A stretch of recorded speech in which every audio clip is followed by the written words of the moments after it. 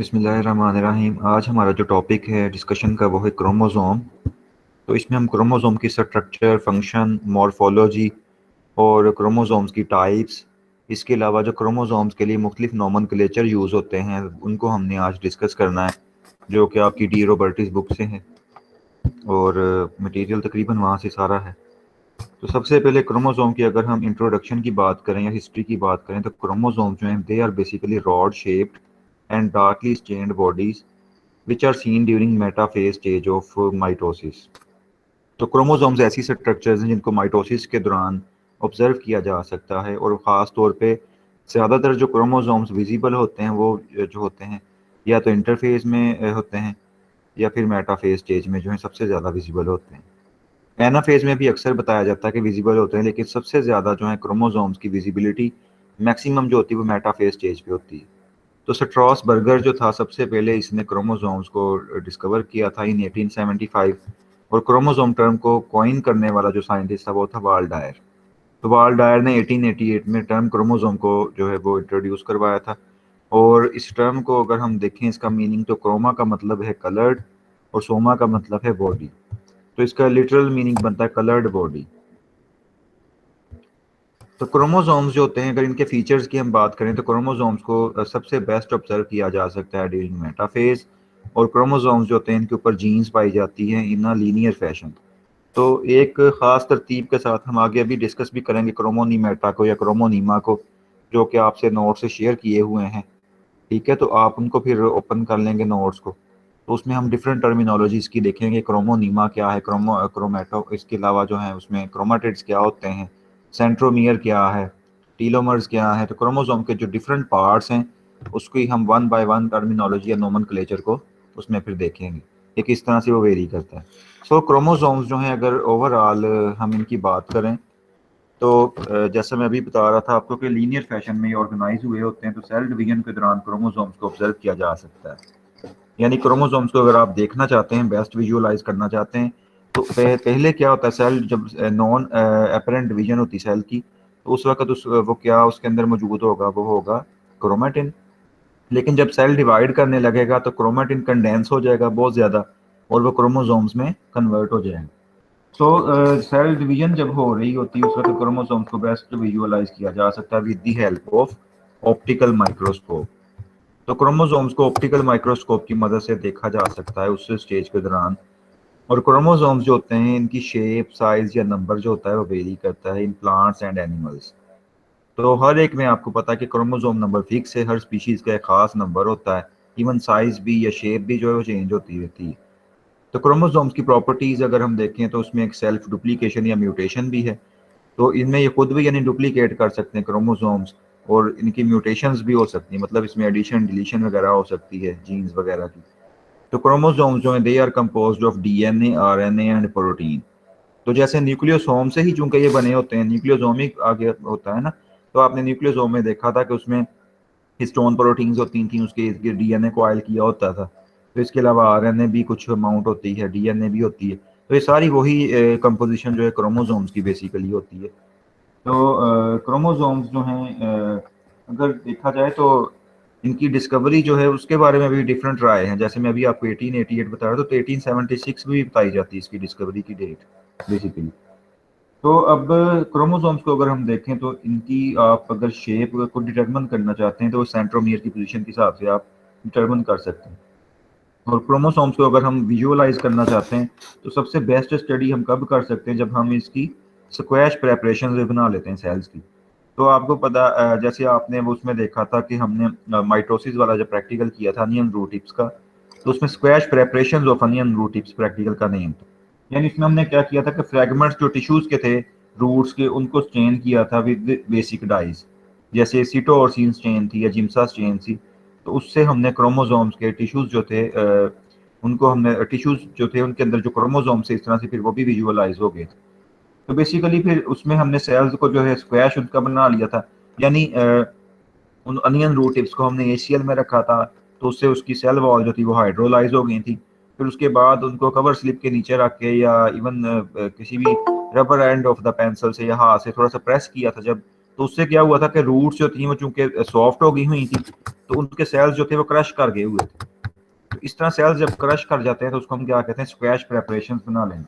तो क्रोमोसोम्स को अगर बेस्ट आप स्टडी करना चाहते हैं टिश्यूज के अंदर, तो उसकी स्क्वैश प्रेपरेशन बना के स्टडी किया जा सकता है टिश्यूज की, यानी स्क्वैश प्रेपरेशन बना के।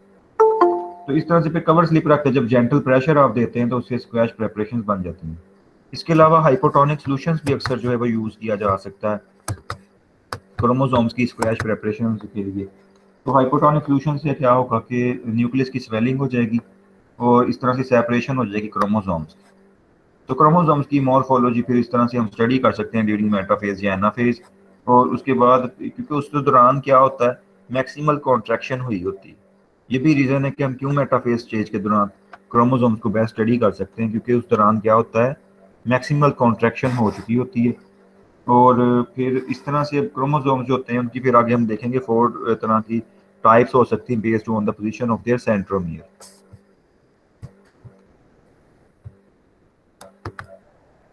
अब देखिए क्रोमोसोम्स का साइज, शेप या नंबर जो है ये वेरी करता है। सबसे पहले क्रोमोसोम साइज की अगर हम बात करें तो क्रोमोसोम के साइज को हम कब मेजर करते हैं, जब मेटाफेज स्टेज के दौरान हम क्रोमोसोम्स को विजुअलाइज करते हैं और उनकी लेंथ और डायमीटर को तब मेजर किया जा सकता है। तो प्लांट्स जो होते हैं इनके जो क्रोमोसोम्स होते हैं ना वो काफी लेंथी होते हैं, लॉन्गर होते हैं than that of the animals. अब ये एग्जांपल नीचे आपको दी गई है कि प्लांट क्रोमोसोम्स जो होते हैं ना, इनकी जनरल लेंथ जो है 0.8 से 7 माइक्रोमीटर होती है, जबकि एनिमल क्रोमोसोम्स जो है उनकी जनरल लेंथ कितनी होती है, 0.5 से 4 माइक्रोमीटर होती है। यानी 7 है वहां पे जा रही, इधर एनिमल्स की 4 तक जा रही है। तो क्रोमोसोम का साइज जो होता है it varies from species to species. Next chromosome की अगर हम शेप को देखें तो क्रोमोसोम की जो शेप होती है इसको सेंट्रोमियर की पोजीशन के हिसाब से हम डिटरमिन कर सकते हैं। आगे जाके अभी हम ये शेप्स भी देखेंगे। तो 3 तरह की क्रोमोसोम्स की जनरल शेप जो है एग्जिस्ट करती हैं। एक तो रॉड शेप हो सकती है, या जे शेप हो सकते हैं, या वी शेप हो सकते हैं क्रोमोसोम्स।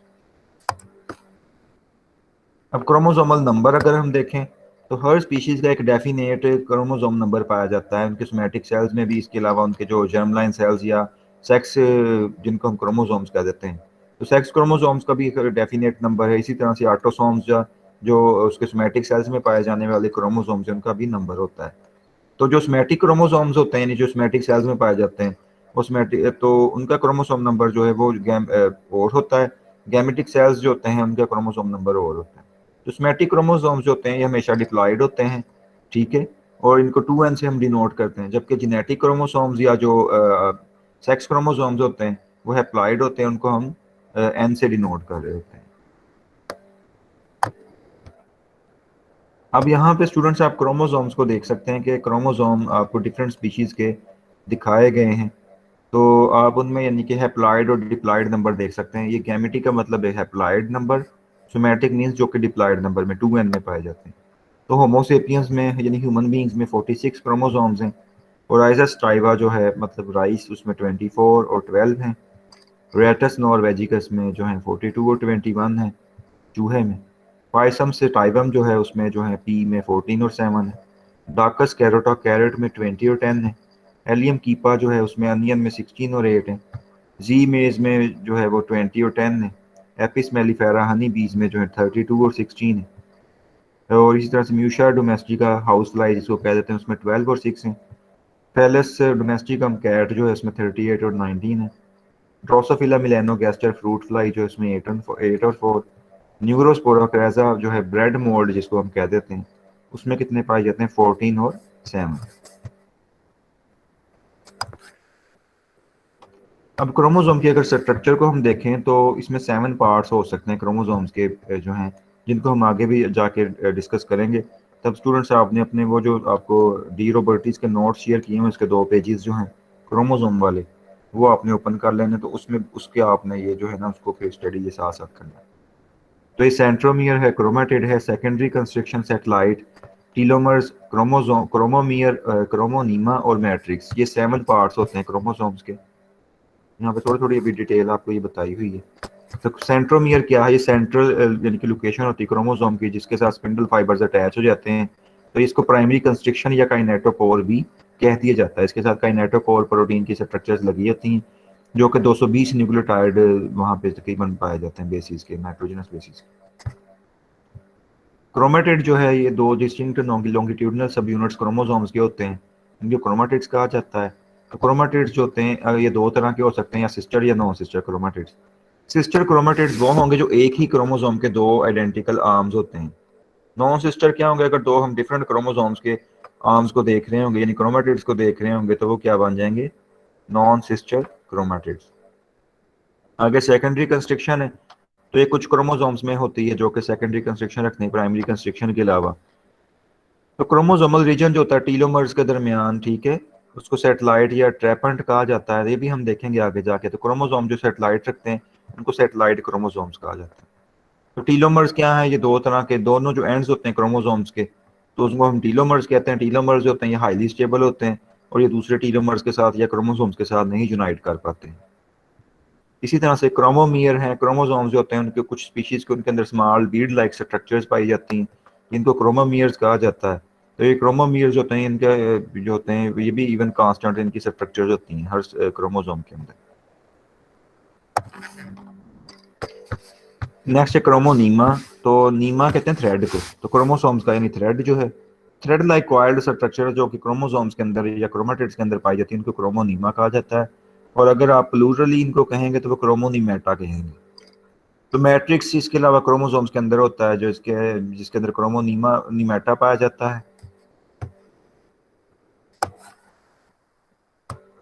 अब केमिकल कंपोजिशन अगर क्रोमोसोम्स की देखें तो इसमें आरएनए है, डीएनए और प्रोटीन वगैरह पाई जाती है। और क्रोमोसोम्स जो होते हैं इसमें 30 से 40% डीएनए होता है, 50 से 65% प्रोटीन्स होती हैं जो कि हिस्टोन या नॉन हिस्टोन वगैरह, ठीक है। और 0.55 से 10% जो होता है आरएनए पाया जाता है। अब डीएनए अगर हम देखें क्रोमोसोम्स का, तो वो सोमैटिक सेल्स के अंदर कांस्टेंट रहता है, जबकि डीएनए जो गैमेटिक सेल्स का होता है वो हाफ होता है। तो क्रोमोसोम्स का डीएनए दो तरह का होता है, एक यूनिक डीएनए होता है और दूसरा रेपिटेटिव डीएनए होता है जो बार बार रिपीट हो रहा होता है। यूनिक और रेपिटेटिव डीएनए। तो यूनिक डीएनए वो डीएनए है जो कि खास सीक्वेंसेस रखता है, जिसमें यानी सिंगल कॉपी पाई जाती है पर जीनोम, और ये यूनिक नेचर का होता है, यानी ये बार बार डीएनए जो है ना वो जीनोम के अंदर रिपीट नहीं हो रहा होता, तो ये यूनिक डीएनए होता है, इसकी एक ही कॉपी होती है बस। दूसरी तरफ अगर हम डीएनए देखें क्रोमोसोम्स का,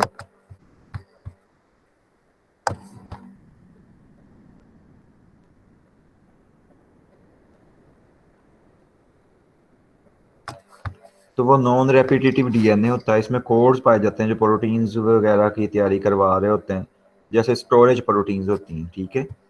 यूनिक डीएनए जो है खास किस्म का नॉन रेपिटेटिव डीएनए। तो रेपिटेटिव डीएनए दूसरा कौन सा है, वो ऐसा डीएनए जिसके न्यूक्लियोटाइड्स बार बार या नाइट्रोजनस बेसिस बार बार रिपीट हो रही होती हैं, और ये तकरीबन 700 तक इनके बेस पेयर्स हो सकते हैं, और ये बहुत मिलियन कॉपीज में एक जीनोम के अंदर बार बार रिपीट हो रहा होता है। तो ह्यूमन जीनोम के अंदर 30% ऐसा डीएनए है जो रेपिटेटिव डीएनए है। और रेपिटेटिव डीएनए जो है इसमें दो तरह के आगे फर्दर टाइप्स हैं, एक तो हाईली रेपिटेटिव डीएनए है, दूसरा मॉडरेटली रेपिटेटिव डीएनए। तो जो अगर हम फिर आरएनए देखें, दूसरा कंपोनेंट आ जाता है जो कि इसमें क्रोमोसोम्स में होता है। तो प्योरीफाइड क्रोमेटिन जो होता है इसमें 10 to 15% आरएनए होता है, और आरएनए क्रोमोसोम्स के साथ एसोसिएट किया होता है in the form of messenger RNA, transfer RNA और राइबोसोमल आरएनए।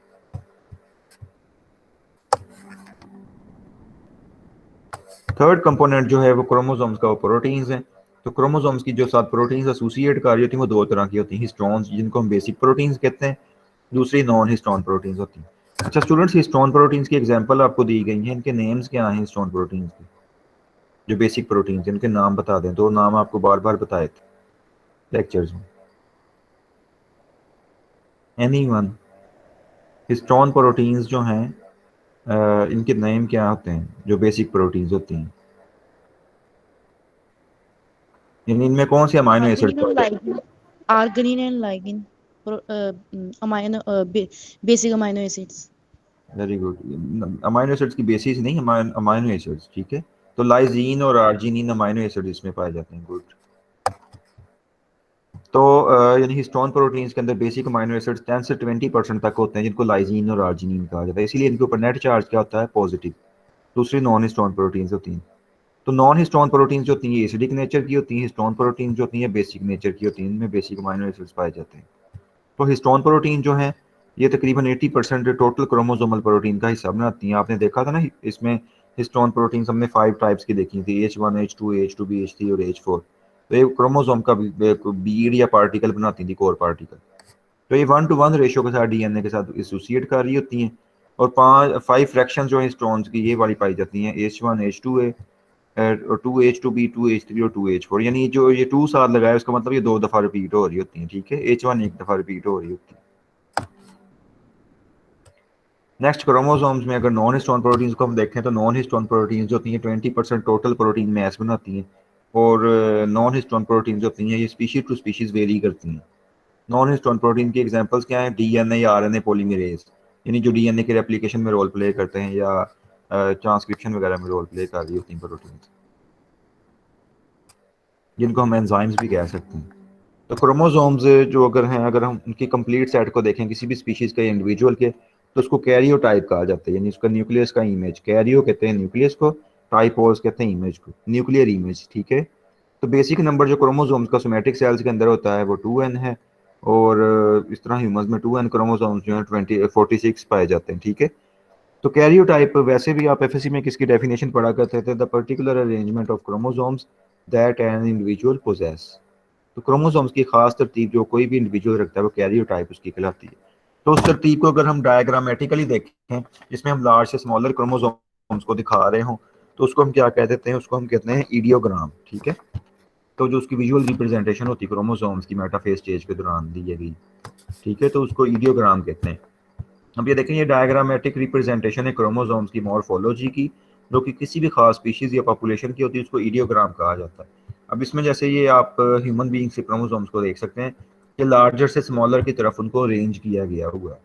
तो ये इडियोग्राम है इसकी, जिसमें एंड पे फिर वाई और एक्स क्रोमोसोम्स दिखाए गए हैं, ठीक है। तो ये 1, 2, 3, 4 सारे आप क्रोमोसोम्स का साइज देख सकते हैं। क्रोमोसोम 1 सबसे लार्जेस्ट है, फिर उसके बाद 2, 3 इस तरह से। तो उनको अरेंज किया गया हुआ है खास पैटर्न के साथ। तो ऐसी डायग्राम जो मेटाफेज स्टेज के दौरान क्रोमोसोम्स की ली गई हो, उनको विजुअलाइज करके और फिर उनको अरेंज कर दिया गया कंप्यूटर प्रोग्रामिंग से, तो उसको इडियोग्राम कहा जाता है। अब ये वही पार्ट्स हैं स्टूडेंट्स क्रोमोसोम्स के। इसमें आप देख सकते हैं कि क्रोमोसोम्स जितने भी होते हैं इनके 2 आर्म्स होते हैं। एक शॉर्टर आर्म होता है, उसको पी से डिनोट किया जाता है, ये पेटीट आर्म कहा जाता है। और दूसरा आर्म लेंथियर होता है, लार्जर होता है, उसको क्वाड्रेंट आर्म या क्यू आर्म कहा जाता है, ठीक है। तो ये पी आर्म आप देख रहे हैं। और अगर आप 2 क्रोमोसोम्स के ये क्रोमेटिड्स को देख रहे हो, ये क्रोमेटिड्स है ना, आइडेंटिकल आर्म्स जो है, रेप्लिका जो है। तो 2 क्रोमोसोम्स के क्रोमेटिड्स को कहेंगे तो हम वो नॉन सिस्टर क्रोमेटिड्स हैं, जैसे यहाँ पे लिखा हुआ है। अगर सेम क्रोमोसोम्स के ये दोनों क्रोमेटिड्स होते हैं तो वो क्या कहलाते हैं? सिस्टर क्रोमेटिड्स कहलाते हैं, जैसे आप ये नीचे देख रहे हैं, ठीक है। तो ये जो सेंट्रोमियर वाला है, इसको प्राइमरी कंस्ट्रक्शन या सेंट्रोमियर भी कह देते हैं। अच्छा स्टूडेंट्स, आपको एक लेक्चर में मैंने 3 क्रोमोसोम्स की पोजीशंस बताई थी, जिसमें हमने कॉन्स्टिट्यूटिव हेट्रोक्रोमेटिन को डिस्कस किया था। तो मैंने बताया था कि क्रोमोसोम के ऊपर 3 जगह पे हेट्रोक्रोमेटिन जो है ना वो पाया जाता है। तो वो कौन सी 3 पोजीशन थी क्रोमोसोम्स की? centromere, telomere and secondary constriction. Secondary constriction, very good. Centromere, telomere और सेकेंडरी कंस्ट्रक्शन जो है ना, ये तीनों पोजीशंस ऐसी हैं जहाँ पे यानी कि जो हेट्रोक्रोमेटिन पाया जाता है, जो डार्कली स्टेन्ड हो जाता है। तो ये तीनों पोजीशंस हैं यहाँ पे। अब आप देख सकते हैं कि ये प्राइमरी कंस्ट्रक्शन है, आगे हम सेकेंडरी कंस्ट्रक्शन भी देखेंगे और टीलोमर्स भी देखेंगे। तो ये 3 हिस्से जो होते हैं क्रोमोसोम्स के, ये ऐसे रीजन हैं जहाँ पे हेट्रोक्रोमेटिन पाया जाता है और कॉन्स्टिट्यूटिव हेट्रोक्रोमेटिन होता है। अब ये देखें, डबल स्ट्रैंडेड डीएनए है, ये कॉइल किया हुआ है क्रोमोसोम के अंदर। और ये आप लास्ट पे इसके जो क्रोमोसोम्स के सेगमेंट्स हैं इनको टीलोमीर्स कहा जाता है। ये पी आर्म देख रहे हैं शॉर्टर, और क्यू आर्म आप देख रहे हैं। तो ये दरमियान में सेंट्रोमियर है और टीलोमीर्स है। तो इनको हम अब आगे जाकर डिटेल देखेंगे। तो स्टूडेंट्स, ये जनरलाइज आप देख सकते हैं, एक सिंगल, आपको पता है वैसे नॉर्मली क्रोमोसोम सिंगल होता है, फिर जब वो उसकी रेप्लिकेशन होने वाली होती है, यानी सेल डिवीजन होने वाली होती है, तो क्रोमोसोम जो होता है उसके क्रोमेटिड्स बन जाते हैं। तो ये टीलोमर्स आप देख सकते हैं, ये सेकेंडरी कंस्ट्रक्शन है, ठीक है। प्राइमरी कंस्ट्रक्शन तो सेंट्रोमियर था ना, सेकेंडरी कंस्ट्रक्शन ये अंदर की तरफ यहाँ से देखें एरिया किया हुआ, इन्वर्ट पिंच हुआ हुआ। बाहर इसके क्रोमोसोम की जो कवरिंग है हिस्टोन प्रोटीन्स, उसको पेलिकल कहा जाता है। अंदर ही आप एक एक्वायर्ड देखें डीएनए की ना बीड्स देख रहे हैं प्रोटीन के इर्द गिर्द। तो ये एक्वायर्ड प्रोटीन्स की जो बीड्स हैं इसको भी हम आगे जाके देखें, क्रोमोनीमेटा या क्रोमोनीमा इसको कहा जाता है।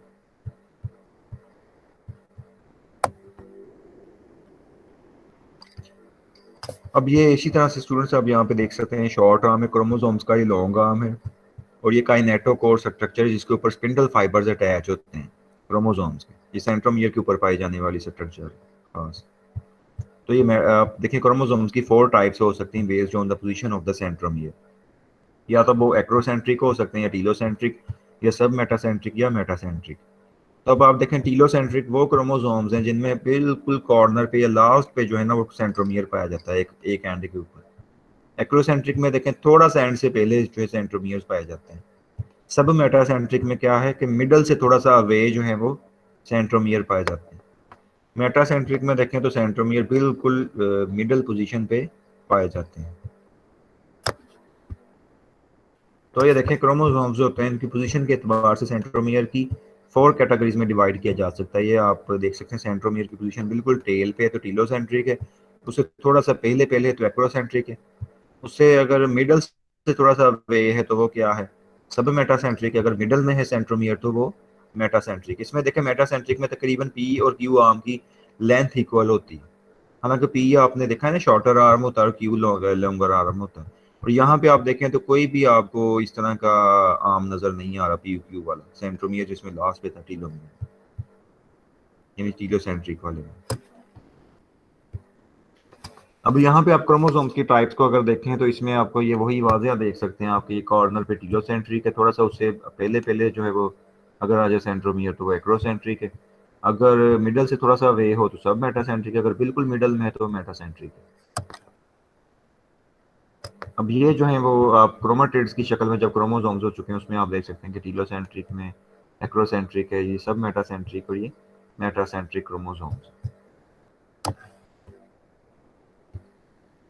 नेक्स्ट अगर क्रोमोसोम और क्रोमाटिड को आप ऑब्जर्व करना चाहें तो आप देख सकते हैं स्टूडेंट्स की क्रोमोसोम क्या है, एक सिंगल जो है वो फ्रेगमेंट भी हो सकता है, लेकिन अगर क्रोमोसोम जो है इस तरह डुप्लीकेट कर जाए, उसके 2 आर्म्स बन जाएं, वो दोनों आर्म्स जो होंगे क्रोमोसोम्स के जो आइडेंटिकल आर्म्स नजर आ रहे हैं वो सिस्टर क्रोमाटिड्स कहलाएंगे। लेकिन अगर 2 क्रोमोसोम्स के डिफरेंट के आप आर्म्स को स्टडी कर रहे हैं तो वो क्या कहलाएंगे, नॉन सिस्टर क्रोमाटिड्स कहलाएंगे। अब स्टूडेंट्स आप अपने नोट्स जो है ना वो ओपन कर लें जो आपको मैंने उसके सेंड किए थे, ठीक है, डी रॉबर्टीज बुक से 2 पेजेस जो सेंड किए हुए हैं। तो उसमें स्टूडेंट जो पहली टर्म है वो है क्रोमोनीमा, ठीक है। तो क्रोमोनीमा आप उसमें देखें तो क्रोमोनीमा क्या है, यानी इसको क्रोमोनीमेटा भी लिखा हुआ है वहाँ पे। तो प्रोफेज के दौरान या अक्सर इंटरफेज के दौरान क्या होता है, क्रोमोसोमल मटेरियल जो होता है ये बहुत थिन फिलामेंट्स की शक्ल में नजर आ रहा होता है। यानी इंटरफेज या प्रोफेज के दौरान जो क्रोमोसोम का मटेरियल होता है ये बहुत थिन होता है और फिलामेंटस होता है, उसको क्रोमोनीमा या क्रोमोनीमेटा कहा जाता है। तो क्रोमोनीमेटा या क्रोमोनीमा जो होता है ये आगे जाके फिर क्या बन जाता है, ये उसमें क्रोमाटिड्स में कन्वर्ट हो जाता है। यानी क्रोमाटिड्स जो होते हैं ये हो या क्रोमोनीमा हो, ये एक ही चीज के 2 नाम। तो क्रोमोनीमा ने फिर फ्यूचर में जाके क्रोमाटिड्स में कन्वर्ट हो जाना, जैसे आप यहाँ पे ये देख रहे हैं। तो क्रोमोनीमा आप उसमें ऑब्जर्व कर सकते हैं, एक थ्रेड लाइक स्ट्रक्चर्स आपको नजर जो आ रही हैं, इन्होंने फिर फ्यूचर में जाके क्रोमाटिड्स में कन्वर्ट हो जाना है। तो ये कब नजर आती है, जब अर्ली प्रोफेज होती है या इंटरफेज होती है, ठीक है, उस दौरान ये नजर आ रही होती है थ्रेड लाइक स्ट्रक्चर्स, तो इनको क्रोमोनीमा कहा जाता है। नेक्स्ट स्टूडेंट्स क्रोमोनीमेटा है। तो क्रोमोनीमा को अगर प्लूरली हम कहेंगे तो वो क्रोमोनीमेटा है। तो क्रोमोसोम जो होते हैं इसके दोनों क्रोमाटिड्स जो होते हैं वो थ्रेड लाइक स्ट्रक्चर्स को आयल रखते हैं जिनको क्रोमोनीमेटा कहा जाता है, जैसे ये इसके अंदर आप देख रहे हैं थ्रेड लाइक स्ट्रक्चर्स। तो क्रोमोनीमा जो टर्म थी इसको विच डोस्की ने 1912 में सबसे पहले इंट्रोड्यूस करवाया था। और क्रोमोनीमेटा जो होते हैं जीन बेयरिंग पोर्शंस रखते हैं क्रोमोसोम्स, यानी यहाँ पे जीन्स पाई जाती हैं। नेक्स्ट स्टूडेंट जो सेकंड पोर्शन है क्रोमोसोम्स का वो सेंट्रोमियर है, जो कि वेल आपको पता है जिसके बारे में डिटेल। तो सेंट्रोमियर जो होता है क्रोमोसोम्स का, यानी कि अगर आप उसमें देखें अपने नोट्स में तो ये वो पोजीशन है जो कि मतलब ऐसा रीजन है जो कि अब क्रोमाइटोटिक स्पिंडल्स को क्रोमोसोम्स के साथ अटैच करता है। और सेंट्रोमियर जो होता है ये सबसे मतलब ऐसा सेगमेंट पाया जाता है जो कि मतलब थिनर सेगमेंट है क्रोमोसोम्स का होता है, इसको प्राइमरी कंस्ट्रक्शन भी कह देते हैं। और इसमें वो रीजन्स पाए जाते हैं जो कि हाईली रेपिटेटिव डीएनए रखते हैं। यानी मैंने आपको बताया था ना कि सेंट्रोमियर वो रीजन होता है जहाँ पे हेट्रोक्रोमेटिन पाया जाता है, हाईली अबंडेंट होता है। तो हेट्रोक्रोमेटिन अक्सर रेपिटेटिव होता है, हाईली रेपिटेटिव होता है। तो सेंट्रोमियर्स के अंदर स्पेसिफिक डीएनए सीक्वेंसेस पाई जाती हैं जिनके साथ स्पेशल प्रोटीन जुड़ी होती हैं और डिस्क शेप से स्ट्रक्चर्स पाई जाती हैं। तो ये डिस्क शेप जो स्ट्रक्चर्स होती हैं इनके साथ माइक्रोट्यूब्यूल्स बाइंड कर जाती हैं। तो इन डिस्क शेप स्ट्रक्चर्स को हम आगे जाके भी देखेंगे, उनको काइनेटोकोर्स कहा जाता है, जो कि यहाँ पे सेंट्रोमियर के ऊपर लगी होती हैं। तो अब इलेक्ट्रॉन माइक्रोस्कोपिक सेक्शंस अगर हम देखें तो काइनेटोकोर जो होते हैं ये ट्राई लैमिनर स्ट्रक्चर शो कर रहे होते हैं। इनमें मिडल लेयर जो होती है उसकी डेंसिटी लो होती है और इनर लेयर जो होती है वो डेंस होती है और उसमें वो जो होती है सेंट्रोमेयर्स के साथ बाउंड की होती है, सेंट्रोमेरिक डीएनए के साथ। तो 4 से 40 माइक्रोट्यूब्यूल्स जो होती हैं ये काइनेटोकोर के साथ अटैच हो जाती हैं, तो ये क्रोमोसोमल मूवमेंट में हेल्प कर रही होती हैं। तो इस तरह से जो total number of mitotic tubules है वो 4 से 40 तक हो सकती है, जो स्पिंडल फाइबर्स यानी कि जो अटैच होते हैं क्रोमोसोम्स के साथ। तो काइनेटोकोर जो होता है ये सेंटर प्रोवाइड करता है फॉर असेंबली ऑफ माइक्रोट्यूब्यूल्स, ठीक है। And when isolated metaphase chromosomes are incubated in a solution of tubulin with an appropriate buffer, तो इससे क्या होता है फिर माइक्रोट्यूब्यूल्स होती हैं दोबारा से रीअसेंबल कर जाती हैं काइनेटोकोर्स के ऊपर। तो ये इस पे हम देख सकते हैं। अब स्टूडेंट्स जो सेंट्रोमियर है इसकी एतबार से क्रोमोसोम्स की भी टाइप्स हैं, मतलब कुछ क्रोमोसोम्स ऐसे हैं जो कि सेंट्रोमियर रखते ही नहीं हैं और कुछ जो होते हैं वो एक सेंट्रोमियर रखते हैं, उनको मोनोसेंट्रिक क्रोमोसोम्स कहा जाता है। कुछ ऐसे क्रोमोसोम्स हैं जो कि पूरे का पूरा उनके साथ कई जगह पे सेंट्रोमियर्स बने होते हैं, यानी अटैचमेंट की साइट्स बनी होती हैं, वो होलोसेंट्रिक क्रोमोसोम्स कहलाएंगे, यानी उनके साथ माइक्रोट्यूब्यूल्स कहीं पे भी अटैच हो सकती हैं। कुछ क्रोमोसोम्स ऐसे हैं जिनका कोई सेंट्रोमियर नहीं होता, वो एसेंट्रिक क्रोमोसोम्स कहलाएंगे। और कुछ क्रोमोसोम्स ऐसे होते हैं जिनमें 2 सेंट्रोमियर्स बन जाते हैं, यानी एसेंट्रिक हो या डाइसेंट्रिक हो, ये वो क्रोमोसोम्स हैं जो कि एबिरेशंस की वजह से बनते हैं, यानी अनस्टेबल होने की वजह से बनते हैं। तो इस तरह से माइटोटिक स्पिंडल्स इनके साथ अटैच नहीं हो पाते हैं, यानी क्रोमोसोम्स कई दफ़ा ब्रेक कर जाते हैं, तो उनमें उनमें क्या होता है कोई काइनेटोकोर स्ट्रक्चर नहीं रहती जिसके के साथ स्पिंडल फाइबर्स ने अटैच होना था, तो इस तरह से वो एसेंट्रिक बन जाते हैं। लेकिन अगर 2 काइनेटोकोर्स उनके साथ जुड़ी हुई हों तो उससे वो क्या बन जाएंगे, डाइसेंट्रिक क्रोमोसोम्स बन जाएंगे। तो क्रोमोसोम्स एसेंट्रिक भी हो सकते हैं, डाइसेंट्रिक भी हो सकते हैं, उसकी कोई भी वेरिएशन हो सकती है डिपेंडिंग अपॉन द सिचुएशन। और अल्टीमेटली क्या होता है कि क्रोमोसोम्स जो होते हैं इनमें 2 सेंट्रोमियर्स पाए जाते हैं ना, क्योंकि वो 2 सेंट्रोमियर्स की वजह से दो तरफ स्पिंडल फाइबर्स उसको पुश करेंगे, तो इस तरह से क्या होगा क्रोमोसोम दरमियान से टूट जाएगा, क्योंकि एक स्पिंडल फाइबर्स एक पोल की तरफ खींच रहे होंगे, उसको दूसरी तरफ से स्पिंडल फाइबर दूसरी तरफ को खींच रहे होंगे, तो क्रोमोसोम बिल्कुल दरमियान से ब्रेक कर जाएगा, ऐसा क्रोमोसोम जो कि एबनॉर्मल क्रोमोसोम्स होते हैं। ठीक है, समझ आ गई बच्चों यहाँ तक? Yes sir.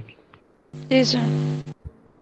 नेक्स्ट सेंट्रोमियर को अगर आप देखें तो ये सेंट्रोमियर आप यहाँ पे देख सकते हैं स्टूडेंट्स, ये आपको वाज़िया दिखाया गया है सेंट्रोमियर, उसकी टीलोमर्स भी आप देख सकते हैं। उसके बाद ये क्रोमोमियर है, ठीक है। क्रोमोमियर क्या होते हैं, आपने मतलब जो है वो इसमें ये कह सकते हैं कि ये वो कंपोनेंट्स है क्रोमोसोम्स के जो कि बीड लाइक अकोमुलेशंस पाई जाती हैं क्रोमेटिन मटेरियल के अंदर और इंटरफेस के दौरान ये नज़र आ रही होती हैं।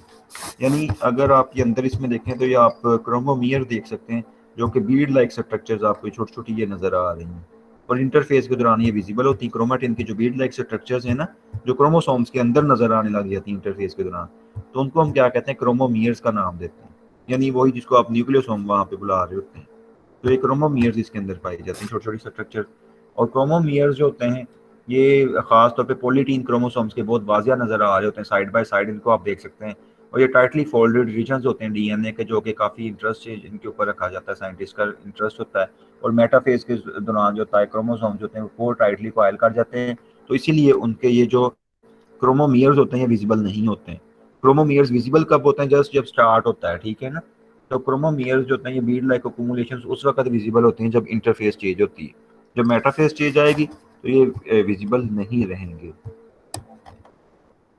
नेक्स्ट आप ये देखें काइनेटोकोर्स हैं स्टूडेंट्स, स्ट्रक्चर्स प्रोटीन की जो ट्राई लैमिनर आपको बताया था, तो इसके साथ ये देखें spindle fibres, mitotic spindle fibres यानी माइक्रोट्यूब्यूल से जो ओरिजिनेट करते हैं वो अटैच होते हैं, जिससे क्रोमोसोम्स को अपनी तरफ खींच लेते हैं ऑपोजिट पोल्स की तरफ।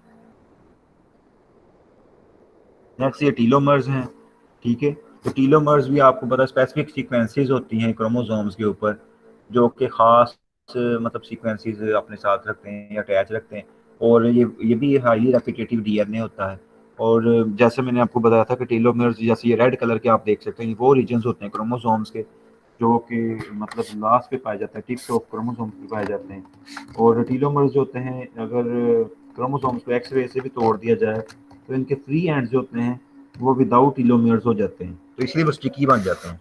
तो जैसे अभी आपने ऊपर पढ़ा था कि टीलोमर्स अगर क्रोमोसोम्स के होंगे तो क्रोमोसोम्स दूसरे क्रोमोसोम्स के साथ अटैच नहीं हो पाएंगे। तो अगर टीलोमर्स खत्म कर दिए जाएं एक्सरेज की वजह से तो क्रोमोसोम्स के एंड स्टिकी हो जाते हैं, वो दूसरे क्रोमोसोम्स के साथ अटैच हो सकते हैं। तो इस तरह से वो किसी भी चीज़ के साथ या किसी भी क्रोमोसोम्स के साथ अटैच हो सकते हैं और वो क्रोमोसोम्स की शेप को डिस्टॉर्ट हो जाएगी। तो टीलोमर्स जो होते हैं क्रोमोसोम्स को कॉर्नर से स्टेबल रखते हैं। यहाँ पे हेट्रोक्रोमेटिन पाया जाता है जो क्रोमोसोम्स को स्टेबलाइज करने का काम करता है। तो इस तरह से अगर क्रोमोसोम्स की स्टेबल डिलीशंस कर दी जाएं तो इस तरह से जो होता है वो टीलोमर्स जो है वो वहाँ से ज़ाया हो जाएंगे।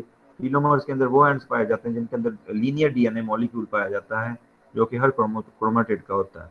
तो यहाँ पे भी अनयूजुअल डीएनए पाया जाता है, यानी हाईली रेपिटेटिव डीएनए सीक्वेंसेस पाई जाती हैं। जैसे मैंने आपको बताया था ना कि टीलोमर्स की शॉर्टनिंग से ही डॉली शीप की डेथ हुई जो कि क्लोनिंग के जरिए पैदा की गई। क्योंकि अगर टीलोमर्स नहीं रहेंगे तो क्रोमोसोम्स जो होंगे उनको न्यूक्लियसिस या फॉस्फेटेसिस अटैक करना शुरू कर देंगे, साइड से डाइजेस्ट करना शुरू कर देंगे। तो ये क्रोमोसोम्स की कॉर्नर्स को क्या कर सकते हैं, स्टेबलाइज रखते हैं। नेक्स्ट स्टूडेंट, ये सेकेंडरी कंस्ट्रक्शन आप देख रहे हैं यहाँ पे वाज़ेह तौर पे। तो सेकेंडरी कंस्ट्रक्शन अक्सर क्रोमोसोम्स में सेकेंडरी कंस्ट्रक्शन को हम न्यूक्लियोलर ऑर्गेनाइजर का भी नाम दे रहे होते हैं, ठीक है। तो सेकेंडरी कंस्ट्रक्शन जो होती है ये वो एरिया होता है क्रोमोसोम्स का जहाँ पे कांस्टेंट यानी कि जिसकी पोजीशन होती है, और ये कंस्ट्रक्शन होती है अक्सर क्रोमोसोम्स को आइडेंटिफाई करने में, उनके सेट को आइडेंटिफाई करने में हेल्प करती हैं। तो इस तरह से सेकेंडरी कंस्ट्रक्शन होती हैं ये प्राइमरी कंस्ट्रक्शन से इनको आप डिस्टिंग्विश कर सकते हैं और ये एनाफेज के दौरान आप इनको ऑब्जर्व कर सकते हैं। तो सेंट्रोमियर प्राइमरी कंस्ट्रक्शन है, सेकेंडरी कंस्ट्रक्शन अक्सर क्रोमोसोम्स में इसको हम न्यूक्लियोलर ऑर्गेनाइजर का नाम देते हैं। तो ये स्टूडेंट देखें यहाँ पे आपको जैसे बताया गया कि सेकेंडरी कंस्ट्रक्शन को एनओआर भी कह सकते हैं कुछ क्रोमोसोम्स के लिए, न्यूक्लियोलर ऑर्गेनाइजिंग रीजन। तो इसकी भी रीजन है कि न्यूक्लियोलर ऑर्गेनाइजिंग रीजन क्या होता है। न्यूक्लियोलर ऑर्गेनाइजर्स वो एरियाज होते हैं सेकेंडरी कंस्ट्रक्शंस के जहाँ पे खास किस्म की जीन्स पाई जाती हैं जो कि 18S और 28S राइबोसोमल आरएनए को बनाती हैं। यानी न्यूक्लियोलर ऑर्गेनाइजर्स वो एरियाज हैं जहाँ पे खास किस्म की जीन्स पाई जाती हैं जो 18S और 28S जो होता है ना राइबोसोमल आरएनए उसको बनाती हैं, यानी उसके सब यूनिट को बनाती हैं। और इस तरह से फिर वो सब यूनिट क्या करते हैं, वो न्यूक्लियोलाई की फॉर्मेशन करते हैं। तो इसलिए इसको न्यूक्लियोलर ऑर्गेनाइजिंग रीजन कहते हैं, क्योंकि इससे क्या होगा, न्यूक्लियोलाई बनेगी। यानी इस एरिया में वो 18S और 28S राइबोसोमल आरएनए पाए जाते हैं जो बनवाए जाते हैं जिनकी जीन्स इस एरिया में पड़ी होती है। यानी यहाँ वाली जीन्स 18S और 28S राइबोसोमल आरएनए बनवाएंगी और फिर वो राइबोसोमल आरएनए क्या बनाएंगे, न्यूक्लियोलाई बनवाएंगे। तो इस तरह से सेकेंडरी कंस्ट्रक्शन जो होती हैं ये इसीलिए अराइज होती हैं ताकि राइबोसोमल आरएनए की जीन्स जो है इनको ट्रांसक्राइब किया जा सके बहुत जल्दी से और बहुत एक्टिवली, ठीक है। तो इस तरह से क्रोमोसोमल कंडेंसेशन फिर हो जाती है और इंसान जो है मैन उसके अंदर न्यूक्लियोलर ऑर्गेनाइजर्स जो होते हैं ये सेकेंडरी कंस्ट्रक्शन में क्रोमोसोम्स की 13, 14, 15, 21 और 22 में पाए जाते हैं। यानी जो ह्यूमन क्रोमोसोम्स है ना 13, 14, 15, 21 और 22 ये एक्रोसेंट्रिक्स क्रोमोसोम्स होते हैं और इनके पास सेटेलाइट भी पाया जाता है, ठीक है। तो यहाँ पे इनके अंदर भी न्यूक्लियोलर ऑर्गेनाइजर रीजन होते हैं। तो आप ये आगे देख सकते हैं, इससे आगे फिर टीलोमर्स होते हैं। अब ये देखें यहाँ पे न्यूक्लियोलर ऑर्गेनाइजर इसको कहा जा रहा है और आगे इसके क्या है, सेटेलाइट है। तो सेटेलाइट क्या होता है, basically Beed like structure chromosomes की होती है। और ये आप यहाँ पे सेकेंडरी कंस्ट्रक्शन देख रहे हैं।